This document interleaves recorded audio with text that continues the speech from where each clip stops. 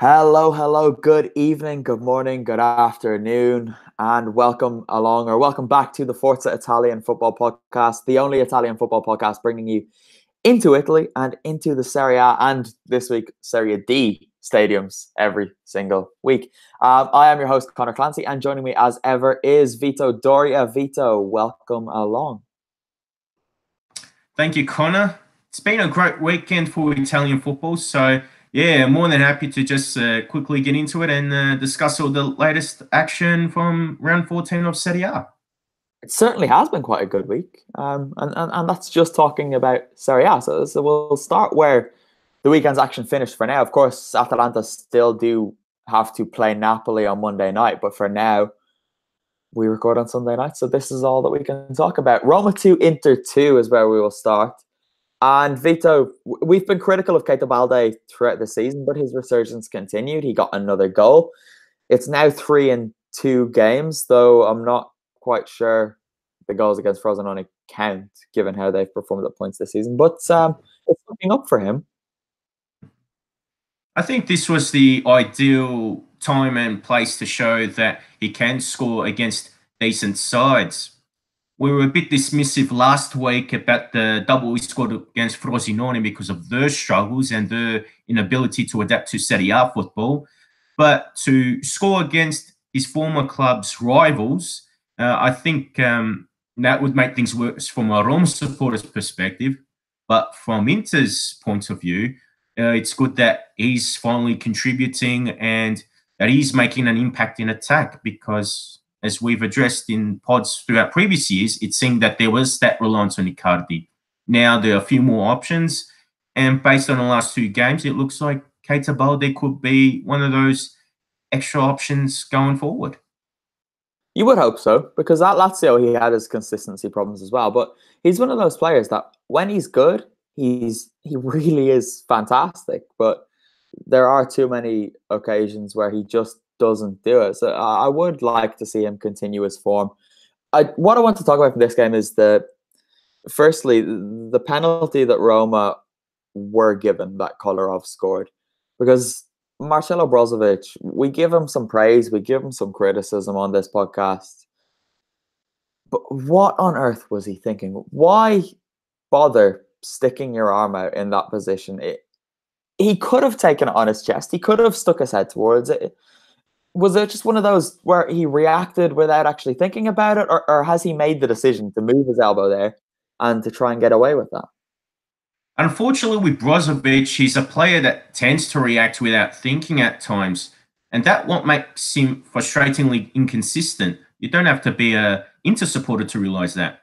Brozovic is one of those guys, he can work hard, he can do something going forward, he can improve the team both defensively and offensively, but he does have those moments where he just has absolute brain fades and he hurts the team, which is a great shame for Inter and also for any team he plays for. I'm sure that when he plays for Croatia, I'm sure Croatian fans would feel the same way because I thought he was good at the World Cup, but if he has a bad game, doesn't matter if it's for Croatia or Inter, he's got to be more consistent and he's got to be a lot smarter because you can have the moments of the epic Brozo, but that penalty was epic fail.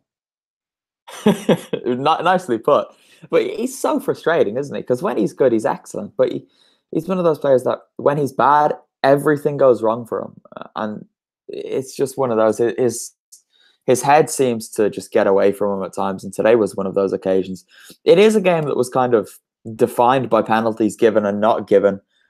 Roma weren't given one for a foul by Danilo D'Ambrosio on Zaniolo, the youngster.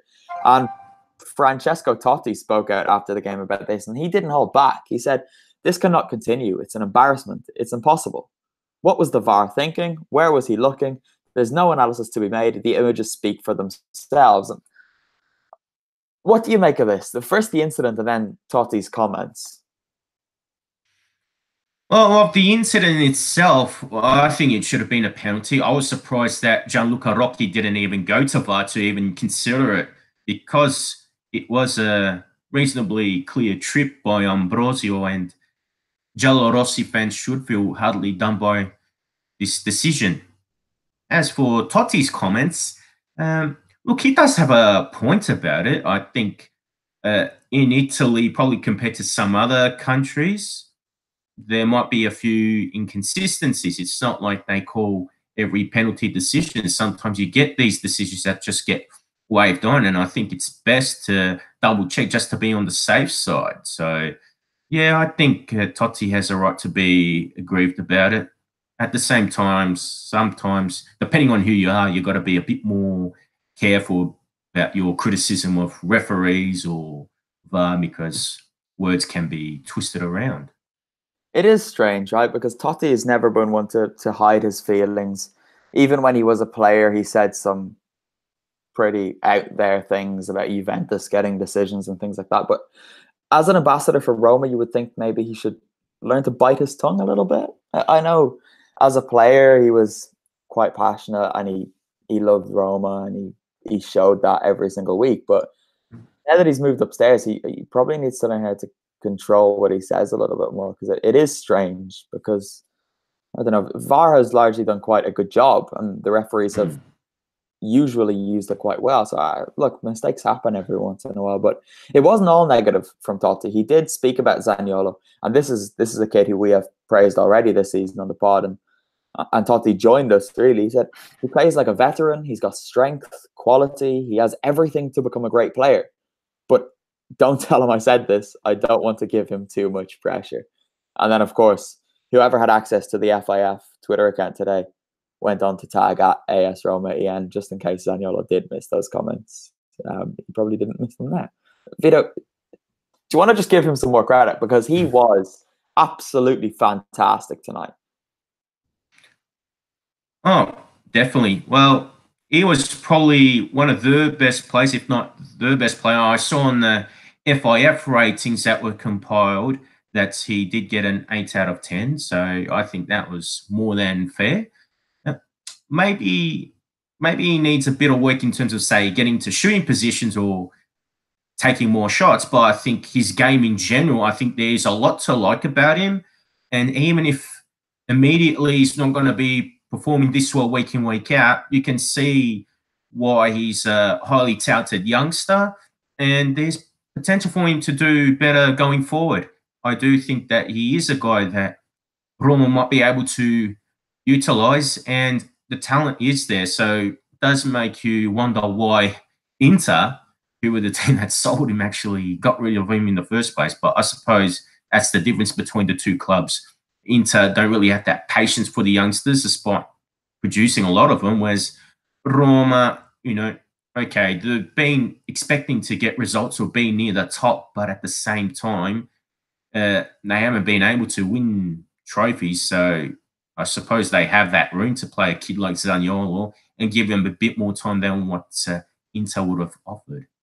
Well, that does seem to be the model there at the moment, doesn't it? Especially with Di Francesco, to give these younger guys who can move the ball about nicely their opportunities, which takes us to the comments. First, Casey Cordray said, if Atalanta can get points against Napoli, the table will be quite interesting. We will get to that later because it will be interesting basically from second down until 12th. And then Enzo Mizuraka. Enzo, it's nice to see you pop up in the comments, and it's fitting that you pop up in the comments when we're talking about promising young Italian players. You say Di Francesco and Roma. Enzo says it was a disgraceful decision not to review VAR. Enzo, pop up again in the comments with your thoughts on Zaniolo. I'll be quite keen to hear your feelings on him as a player. He seems right up your street if I know you at all. I want to talk about Patrick Schick, okay, because it hasn't quite gone to plan for him since joining Roma from Sampdoria. And look, everybody knows that. That's not exactly big news, but what I thought was interesting that I read in the week was that Roma are already reportedly considering cutting their losses with him. And if not selling him next summer, they could look to let him leave on loan as early as January. The report, I think it was Corriere dello Sport, said he's got the next 4 games, so now 3 plus tonight, to prove himself. And Roma being linked with Fabio Quagliarella, which I don't know, Vito, Schick, he's not really been given a fair crack at the whip at Roma, has he? he's had his chances, sure, but this is a kid who has shown immense ability while he was playing every single week from the start at Sampdoria, and now he's struggling to make that step up. But surely patience is needed. Perhaps with him, I reckon patience can be afforded solely because when he came to the club, he was not well. He had those heart concerns, so fitness was a major issue with him. This season, he's been given a few chances in the last few weeks because of Dzeko's poor Serie A form, but so far he hasn't been able to take it. Would Roma be right to cut their losses? I personally don't think so because I still think the potential is there. So even if they do loan him out in January, hopefully it's just a simple 6-month loan and that there's no, contract or something in the clause to say that he can be purchased outright from Roma just yet because I think he just needs stability and confidence. Even if it's not at Roma, maybe another Serie A club, one of the smaller teams, could just take him on loan, just give him the confidence, just give him the belief that he can regain his form because I've ever since I saw him at Sump, I've never doubted his talent. I mean, sometimes he was just given a few minutes in games and he could just turn the game around. So I'm not going to say that what he did at Sampdoria was a fluke. I think it's too early to make that call, and I don't think Roma should make any rash decisions on Schick. You would hope not, but you'd take him back at Samp in a heartbeat, surely, right? I would take him back, but I don't know if he'd be keen to return to us. So we'll just have to wait and see on that front. Plus, we've already got the Fro on loan from Roma, so how many forwards would Roma like to loan to us? So Yeah, well, I guess that one's shows more than plenty. there's a good relationship between the two clubs, right? And the Frel, excuse me, the Frel is doing quite well at Sampdoria, so maybe Roma could look at that and think, well, this is obviously a club that can get the best out of our players. Maybe it's worth sending Schick back there to get him some more confidence. Badger says Schick nearly gave him heart failure with that almost assist. You're probably not alone there. But yeah, I don't know. Schick is an immense talent. I would love to see him really shine there. And it's strange because the way Di Francesco plays and the way that Schick played while he was at Sampdoria, you would think that they're a perfect fit. So fingers crossed it is just that a little bit more time is needed. He needs to get back, whether it's fully fit, he needs to get his confidence back and he can go on to be the player that he looked like he was going to become.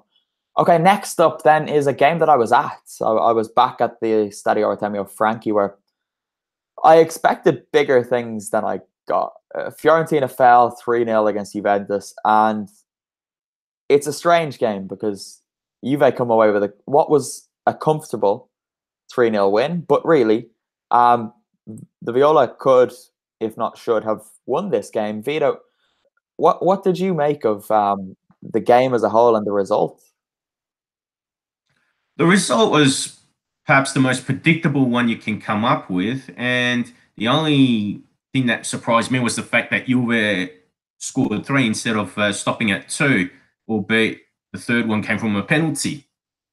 Fiorentina, though, they had possession, but I personally was not overly impressed with Fiorentina's efforts, and the form of Giovanni Simeone was a concern to the commentators when I was watching the game, and I think in general, I think quite a few people should be concerned with Simeone's form because he's usually a reliable forward, but this time he's not really producing the goods. He's not finishing his chances. He's not as determined or as battling as he usually does. So I think there needs to be something that to help him turn his form around, whether it be getting dropped or perhaps Pioli needs to speak to him personally and see how he can turn his form around. Yeah, it is a concern. And Vito, can you remember the last time Giovanni Simeone scored? Was it against Sampdoria? Yeah, it was against Sampdoria on the 19th of September, which for a striker who plays more or less every single minute every week is crazy. He's got, what is it, 2 Serie A goals this season?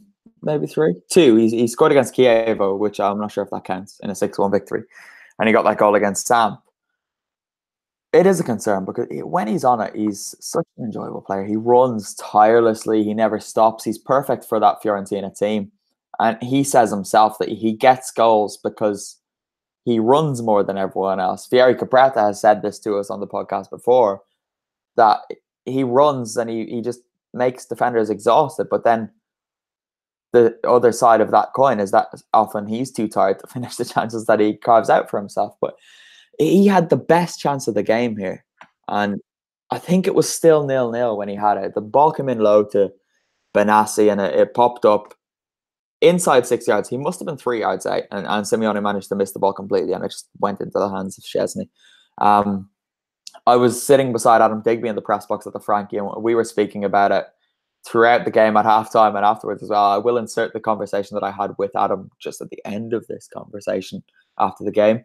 But it does look, Federico Chiesa was quiet here. He started off okay and then was largely anonymous for the rest of the game, basically after Juventus took the lead half an hour in. And it's concerning because Fiorentina don't really have too many creative players. And do you think they're too reliant on Chiesa to create chances for them?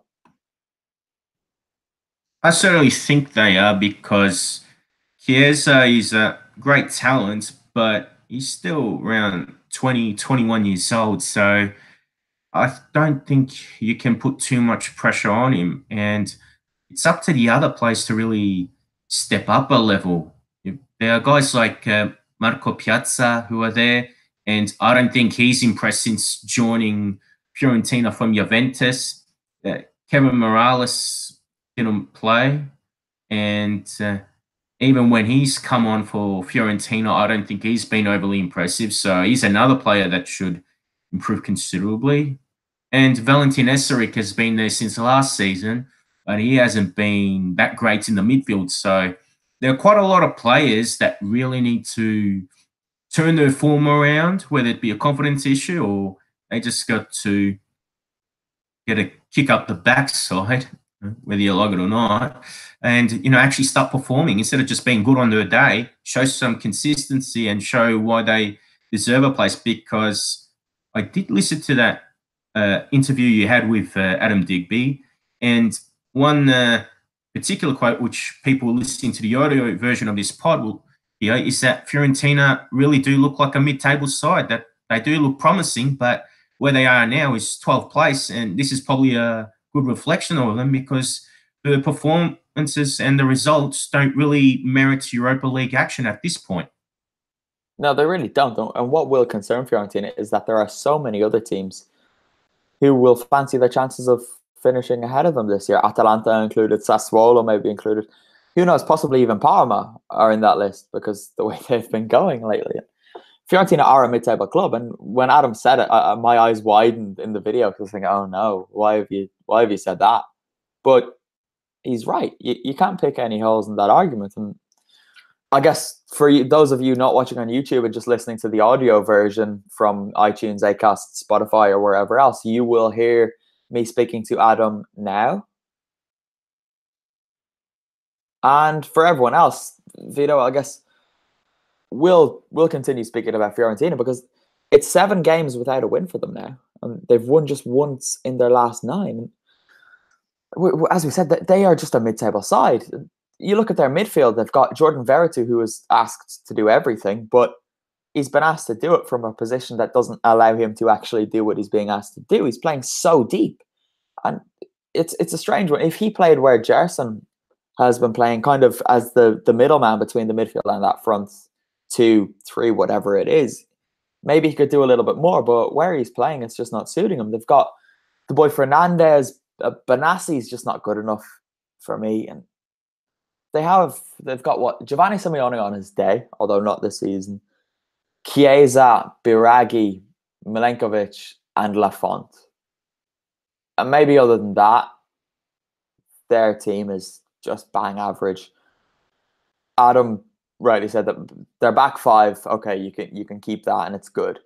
And then in front of that, it's basically just Chiesa this season. And do you think dipping into the window in January would fix their problems, or is this a deeper rooted issue?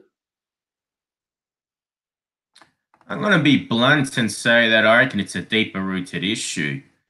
I really wonder if the players that Pioli has at his disposal really suits the 4-3-3 formation that he uses. And even if he does change the formation significantly, I'm not sure if all the players that are at his disposal now would be able to adapt to it, because some players could benefit in one position, but then others in other positions would actually become worse. So, yeah, it's a bit of a tough one.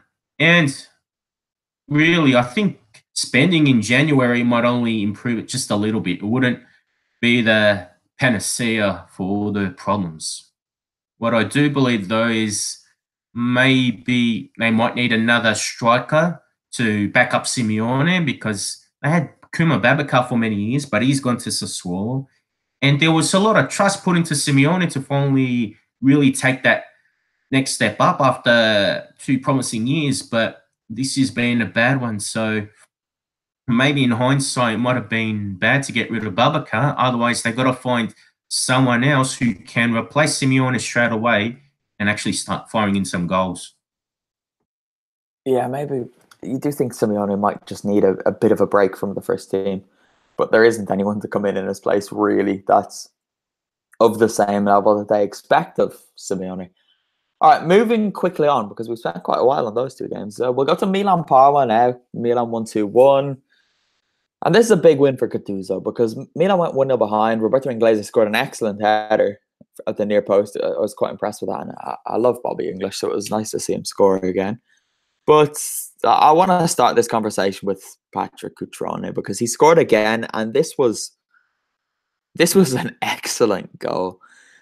The technique he showed, he's such a good striker, and every time he scores goals, I just tell everyone around me how much I love this guy, because he's an absolute delight to watch.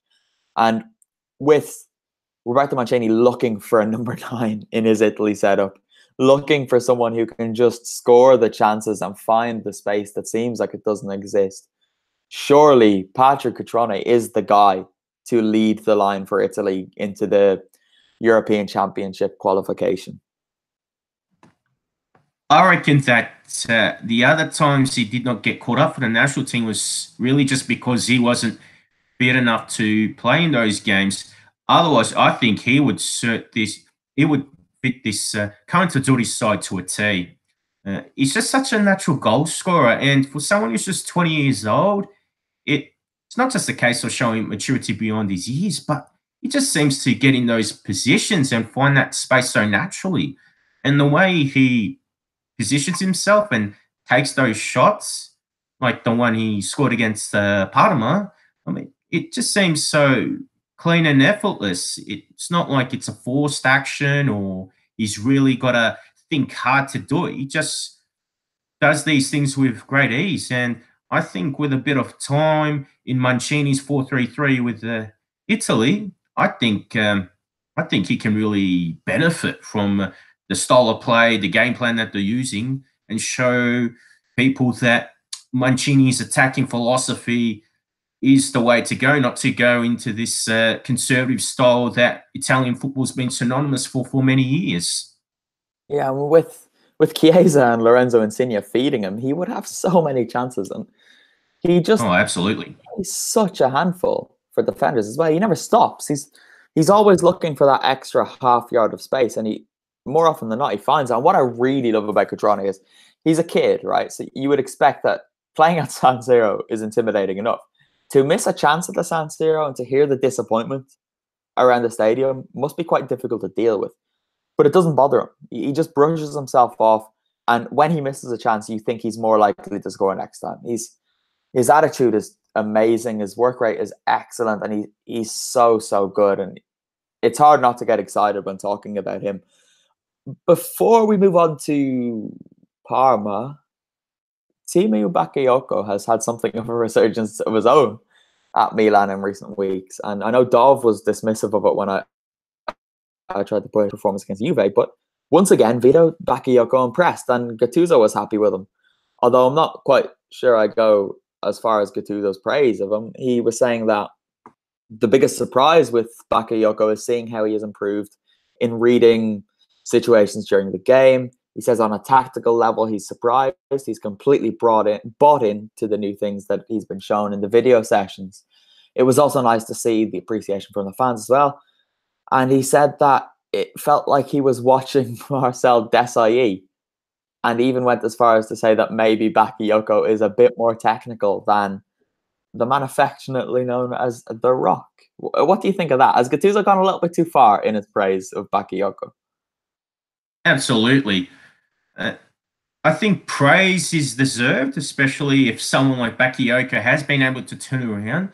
But to compare him to Marcel Desailly, probably one of the best defensive midfielders and centre backs in the last 20 to 30 years, that is a big call. And after the bad start Bakayoko had at AC Milan and the shocking season he had at Chelsea, I think that would be inviting pressure on him. And at AC Milan, you don't need any more pressure than you need. So I think Bakayoko's just got to keep performing, be consistent.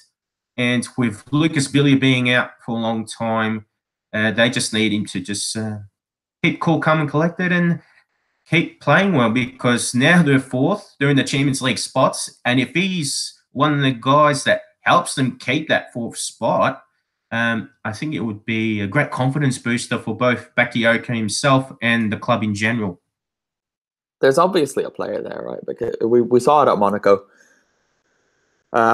We didn't really see it at Chelsea, and we've not seen it until now at Milan. But there is obviously some sort of talent that he has. So it would be great if he could get back to his best and maybe even stay permanently at the San Siro. I'm finished with Milan. We've spoken about them a lot this season. I want to talk about Roberto Inglese because I spoke about his goal, and I think it was was it Torino Parma? Yeah, it was Torino Parma, and Inglese scored a great goal there. And it was the day after, I think, Roberto Mancini had announced his Italy squad for the third international break of the season. And I wrote that it was just a case of bad timing. And if Inglese had been fit all season, maybe it would have been him instead of Kevin Lasagna or Grifo who got the call up. And Inglese is another who will surely be expecting a call up come March and come the start of the European Championship qualification, because he's a really good player. He showed it at Chievo. He earned his move to Napoli, although he's not there now. He's out on loan at Parma. But I've seen quite a lot of them this year, and they're a completely different team when Inglese plays. When he's not there, they miss him almost as much as they miss Gervinho. Not quite, but almost. And he gives them so much. And I think if Cutrone is to be the number one striker going forward, Inglese would offer something different. And he's quite a good defensive forward, as well as being willing to make those runs into the channels that other players maybe don't want to do. But Roberto Inglese, Vito, has he got a future in the Italian team? I think he does. Gianpiero Ventura called him up maybe once or twice while he was at Chievo, but Inglese did not get utilised at all. But at Parma, I think he's playing better, and also I think he really suits the way Parma plays. Probably at Chievo, due to the cautious approach, I think he had to do a lot more, and probably his offensive talents weren't utilised as well as they have been at Parma. I do believe that Parma are better off with him as well, because when Fabio Ceravolo plays, I just don't think he's good enough for Serie A. I think he's a Serie B striker at best, whereas Inglese, he does do the things that you've just touched on before. He does have the work ethic. He knows how to get in those positions. You know, he does the stuff for the team, but his finishing's actually been pretty good. So as long as he stays fit, and when you have Gervinho beside you, that helps. And they've got other wingers too, Parma. So I think they got Cicciaretti, Di Gaudio, Biabiani in their squad. So I think as the season progresses, if those wingers can fire as well, we'll probably see Inglese feature more in the goals instead of having to see him drop back and put pressure on opposition defenders from playing the ball out of defence. For sure. Another thing about Inglese is he's a bloody nice guy. Maybe he's too nice. I do think sometimes he just needs to be that little bit more, have that little bit of extra nastiness in his play, and I don't know, to stick an elbow in someone's ribs every once in a while just to hurt an opposing defender. But I don't know, maybe that says more about me than Bobby English. We're not going to talk about Chievo 1, Lazio 1, because Lazio fans come out to us for not talking about them that much, but I'm sure they won't be too keen to hear us discuss them today. It was just kind of strange that they slipped up in a game that they would usually win against these smaller sides. Vita will go on to Sampdoria 4, Bologna 1. Quite a routine win, I guess, against a terrible side. You could say it was a routine win, but I think when you've gone winless in 6 games, you just got to get your wins anyway. And I think the last time we won was against Atalanta in Bergamo. So, I think we needed a confidence booster somewhere. And although we didn't put on a vintage performance, what made this win special was that Gaston Ramirez, Gianluca Caprari, and of course Fabio Quagliarella had top games. And I think that was the difference, whereas Bologna did try to attack us, but the possession was meaningless, unimaginative, and futile. So I think at the end of the day, just the better quality of the Sump attack shone through. And it was a really nice touch because Quagliarella got 2 goals and he's managed to break 2 records as well. So yeah, he's one of their top goal scorers in Serie A now, right? Well, he's equal 7th for Sampdoria in all competitive matches. He beat Eddie Fermani, who was a striker in the 1950s, played for Sampdoria and Inter, a bit like Mauro Icardi and a few others who have played for both clubs. So broke his record. He's equal with Giancarlo Salvi, who was playing in the 1960s and one of Sampdoria's greats in what was a poor period for the club at the time. And in Serie A, he has beaten Roberto Pruzzo, the former Genoa and Roma striker. So beating Pruzzo, who was a foreign striker in his era and played in what was a very defensive-minded era for Italian football, Quagliarella has surpassed someone who actually had some genuine qualities. So it's good that Quagliarella has been able to keep going like this after the things that have happened to his life with his off-field issues and his knee injury. Absolutely. It's no secret that we love Fabio Quagliarella on this podcast, so it won't come as a surprise to anyone listening that we want to see him do well. I do think it's interesting that there are these reports now that he might be off to a big club again. In a way, I'd love to see him get another chance at a big side because of how it went for him at Napoli, and he never really got in at Juve. But on the other hand, it's working for him at Samp. Why ruin what he's got going now? He seems to have found himself a second home in Genova, so you would hope to see him stay. We will move on to the other team from Liguria, Vito, as you'll be happy to know. And despite going 1-0 up, Genoa conspired to be their own worst enemies and threw away the 1-goal lead to lose 2-1 away to Torino. Well, Romolo was very silly to make that challenge that got himself sent off. He raised his foot high to get the ball off Maite, and then the referee had no doubts and he gave him a red card. So, yeah, Genoa, they lost, and Piontek missed an easy chance from about 3-4 meters. So he hit the post. So that was rather surprising considering his form this season. But Torino got a much needed win. Bellotti scored one, although it was from the penalty spot. And yeah, just good for Torino to get up to 6, which is nice. But one thing about Genoa, we've been praising Kuyame, right? And he managed to score. So that's a nice touch for them. But yeah, the Granata, I think they just showed the better qualities anyway. And I think 6th place is a very good position for them. And with the squad they have, they should be fighting for the Europa League anyway.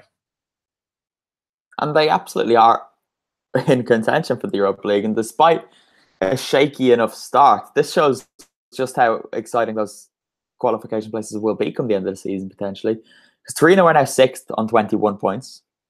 Then come Roma, Sassuolo, and Parma, all on 20. Sampdoria 19, and Atalanta, Fiorentina on 18. So between 12th and 6th, there's only 3 points. And that could change again, as we said on Monday evening with Atalanta welcoming Napoli to Bergamo, and it's an interesting little, well, quite a big race there for the Europa League places, and who knows, maybe one of those sides could push for a top 4 position as well.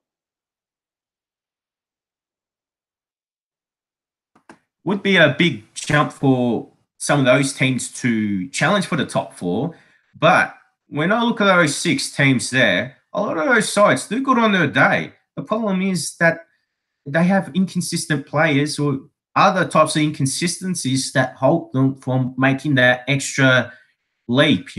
They miss that extra bit of quality that's going to really get them into Europe more convincingly. And even when they do qualify for Europe, they don't have the depth or the right mindset to sort of balance Serie A action and the Europa League or even the Champions League if they do go that high. So I'm just happy to enjoy these kind of battles in these races, and those are some of the things that make Serie A appealing in its own way, despite the dour total battles or lack of total battles that we've seen lately. So it's always good to see teams punch above their weight. One team who we might have expected to punch a little bit higher this year, well, for me anyway, was Spal, because they did start so well and faded away, and they've drawn again, this time 2-2 against Empoli. It's got to be a disappointing result for the boys from Ferrara, but Empoli, Vito, we were optimistic, somewhat hopeful of them before the season, and then it just didn't quite work for them. But are they finally finding their feet? It seems that way.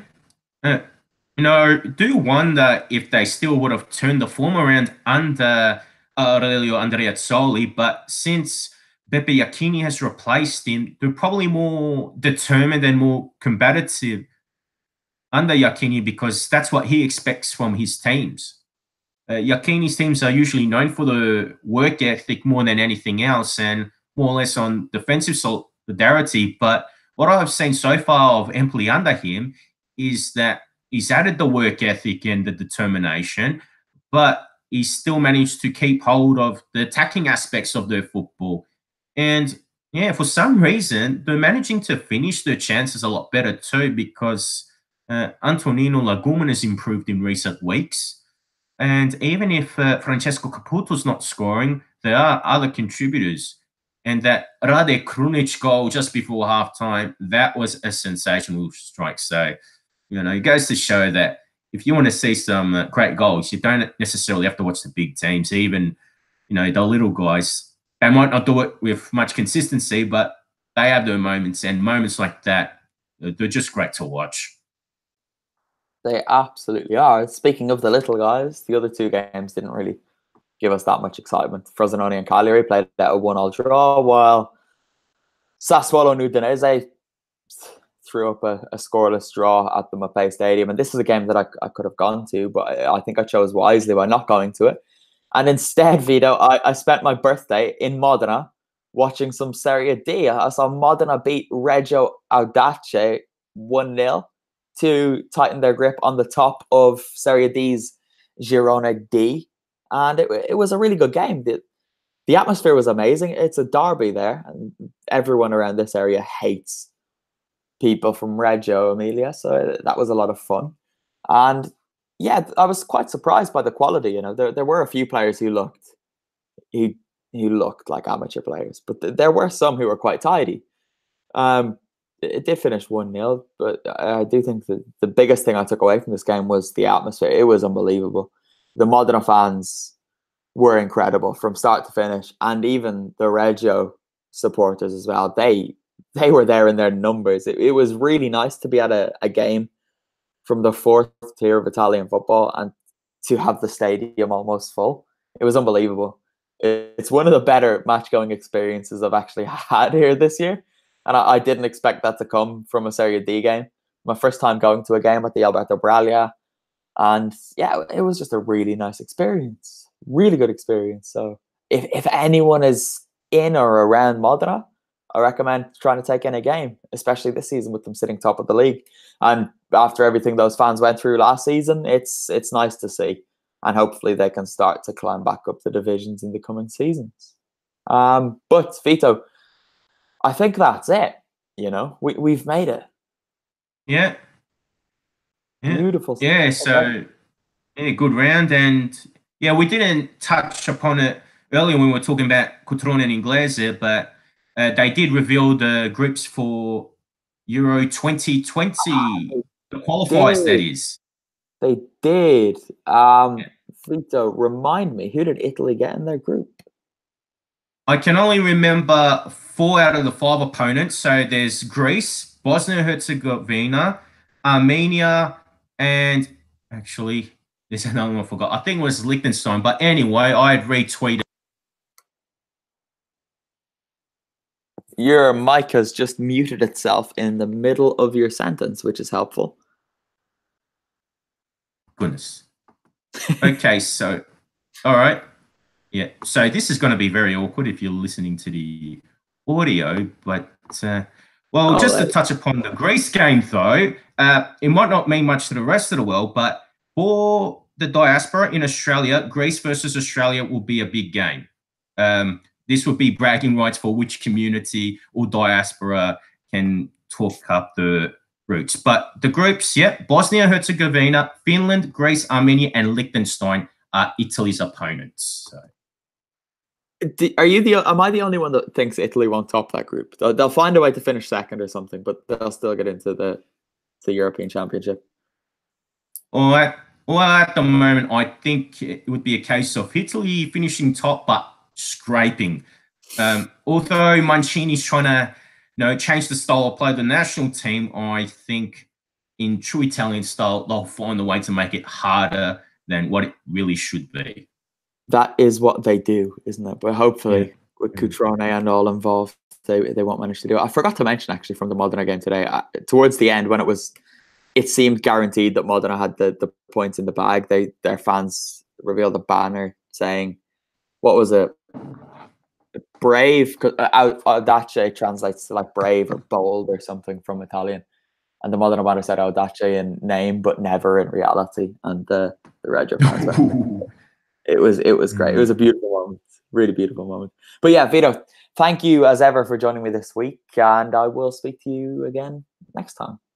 Nice, sounds good. Glad to be on again. Take care. And for the rest of you, head over to ForzaItalianFootball.com, read our coverage from inside the stadiums, watch our videos, listen to our European podcasts. Which reminds me, actually, the last round of Champions League fixtures, we had someone at every single game in the press box. So why go anywhere else for your Italian football news? And yeah, all right, that's it. Keep an eye on the website. Follow us on Twitter at Serie A FFC, on Instagram at Forza Italian Football, and on Facebook at Forza Italian Football. And look at all of the writers up on their social media things as well. But until next time, all there is to say is ciao for now. Ciao.